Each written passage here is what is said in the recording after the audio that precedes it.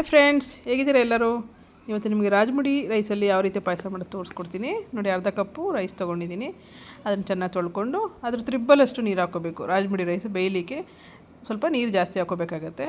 ನೋಡಿ, 2 ವಿಷಲ್ ಬಿಟ್ಟಿದ್ದೀನಿ ಕುಕ್ಕರಲ್ಲಿ. ರೈಸ್ ತುಂಬ ಚೆನ್ನಾಗಾಗಿದೆ ನೋಡಿ, ಎಲ್ಲ ನೀರೆಲ್ಲ ಹಿಂಗಿ ಇದು ಚೆನ್ನಾಗಾಗಿದೆ. ಇದನ್ನು ಸ್ಮ್ಯಾಶ್ ಮಾಡ್ಕೊಳ್ಳಿ, ಚೆನ್ನಾಗಿ ಸ್ಮ್ಯಾಶ್ ಮಾಡ್ಕೋಬೇಕು. ರೈಸ್ ಇಡೋದು ಬೇಡ. ಇದಕ್ಕೆ ನಾನು ಅರ್ಧ ಕಪ್ಪಷ್ಟು ಕೆನೆಭರಿತ ಹಾಲನ್ನು ಹಾಕ್ಕೊಂಡಿದ್ದೀನಿ. ಅದನ್ನು ಮಿಕ್ಸ್ ಮಾಡ್ಕೊಳ್ಳಿ, ಗಂಟಿಲ್ದಲ್ಲೇ ಇರೋ ಥರ ಮಿಕ್ಸ್ ಮಾಡ್ಕೊಳ್ಳಿ. ಅದನ್ನು ನಂತರ ಇನ್ನೊಂದು ಕಪ್ಪು ನೀರನ್ನು ಹಾಕ್ಕೊಂಡಿದ್ದೀನಿ. ಪಾಯಸದ ಕನ್ಸಿಸ್ಟೆನ್ಸಿಗೋಸ್ಕರ 1 ಕಪ್ ನೀರು ಹಾಕ್ಕೊಂಡಿದ್ದೀನಿ. ಈಗ ಅರ್ಧ ಕಪ್ಪು ಬೆಲ್ಲ ಹಾಕಿ ಚೆನ್ನಾಗಿ ತಿರುಗಿಸ್ಕೊಳ್ಳಿ. ಬಾಯ್ಲ್ ಮಾಡೋಕ್ಕೆ ಬಿಡಿ.